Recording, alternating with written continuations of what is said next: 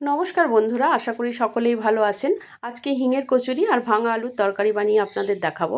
এই আলুর তরকারিতে আমি ছোলার ডাল ব্যবহার করেছি, আপনারা এখানে মটরও ব্যবহার করতে পারেন।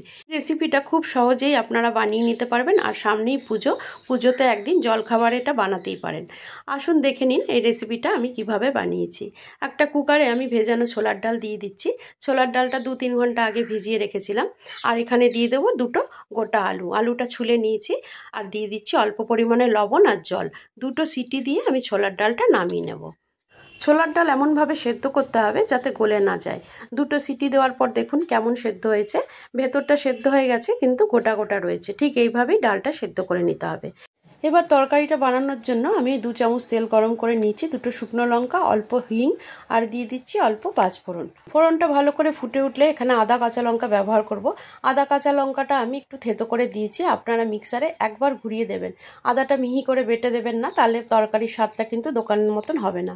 ভালো করে যখন আদাটা একটু ভাজা হবে, অল্প একটু জল দিলাম, অল্প একটু হলুদ দেবো, 1/2 চামচের মতন হলুদ দিয়ে নিচ্ছি আর একটু কষিয়ে নেব।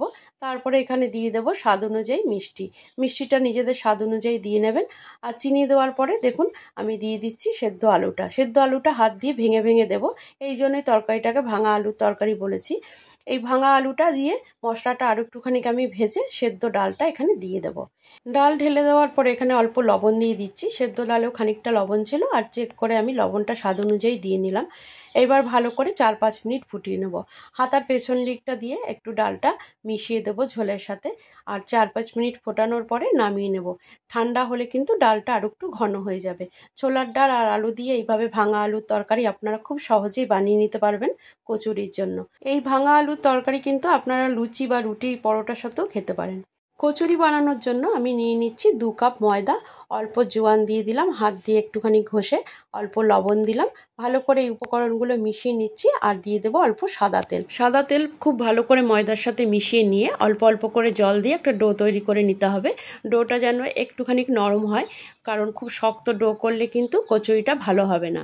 তাই একটু নরমভাবে ময়দাটাকে মাখতে হবে। ময়দাটা দেখুন আমার মাখা হয়ে গেছে। এবার ঢেকে 5 মিনিট রেখে দেবো। এর ফাঁকে আমি ছাতুর পুরটা তৈরি করে নেব।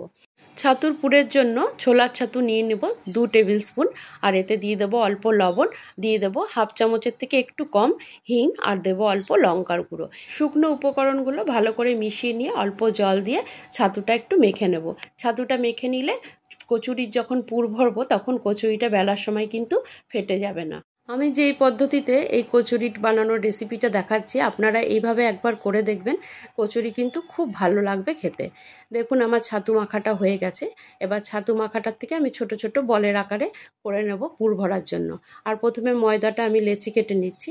ময়দা লেচি কেটে নেওয়ার পরে ছাতুটাও গোল গোল বলের আকারে করে নিলাম, আর এক একটা লেচি নিয়ে একটু একটু করে ময়দা দিয়ে হাতের সাহায্যে একটু বাটির আকারে করে নিলাম, আর ছাতুর পুরটা তাতে দিয়ে দিলাম। ছাতুর পুরটা ভরে নেওয়ার পরে মুখটা আটকে দিলাম, আর হাত দিয়ে একটু গোল করে নিচ্ছি।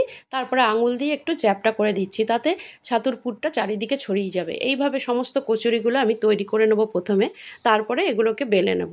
আপনারা এইভাবে করবেন, দেখবেন খুব সহজ পদ্ধতিতে কচুরি তৈরি হয়ে যাবে। দেখুন সব কটা লেচি আমার তৈরি হয়ে গেছে। প্রথমে আমি 4টে বানিয়ে আপনাদেরকে দেখাবো। হালকা একটু ময়দা দিয়ে আমি এই কচুরিটা বেলে নিচ্ছি। এইভাবে বেললেও কিন্তু একদমই ফেটে যাবে না। আপনারা দেখতেই পাচ্ছেন কত সহজে এই কচুরিটা তৈরি হয়ে যাচ্ছে। আর এই রেসিপি আপনাদের ভালো লাগলে একটা লাইক করবেন, বন্ধুদের সাথে শেয়ার করতে ভুলবেন না। দেখুন কচুরিগুলো রেডি। এবার ভেজে নেব। সাদা তেল আমি গরম করে নিয়েছি, আর এই কচুরি ছেড়ে দিলাম। আস্তে আস্তে দেখবেন কচুরিটা ফুলে উঠবে। গ্যাসের ফ্লেমটা এই সময় মিডিয়ামে রাখবেন, দেখবেন আস্তে আস্তে কচুরিগুলো ফুলে উঠবে। আমার চ্যানেলে নতুন আর পুরনো বন্ধু সকলকে জানাই শারদীয়ার প্রীতি ও শুভেচ্ছা। আপনারা খুব ভালো করে পুজো কাটান। আর আমার চ্যানেলে নতুন বন্ধু হয়ে থাকলে সাবস্ক্রাইব করে আমার পাশে থাকার অনুরোধ রইল। দেখুন কচুরি একদম ফুলে উঠেছে। আর একটা দিকে আমি উল্টে দিচ্ছি। অপর পিঠটাও ভালো করে ভাজা হয়ে গেলে নামিয়ে নেব। আর একইভাবে আমি সমস্ত কচুরিগুলো ভেজে নেব। তাহলে আপনারা দেখলেন হিঙের কচুরি আর ভাঙা আলুর তরকারি বানানো কতটা সহজ। আপনারা অনায়াসে এবার বাড়িতে বানান আর বাড়ির সকলের মন জয় করে নিন। দেখুন রেসিপিটা আমার রেডি, আপনাদেরকে পরিবেশন করে আমি দেখাবো। তার আগে একটা কচুরি আমি ছিঁড়ে দেখাচ্ছি কেমন করে পুরো হিঙের পুরটা ভেতরে একদম ছড়িয়ে গেছে।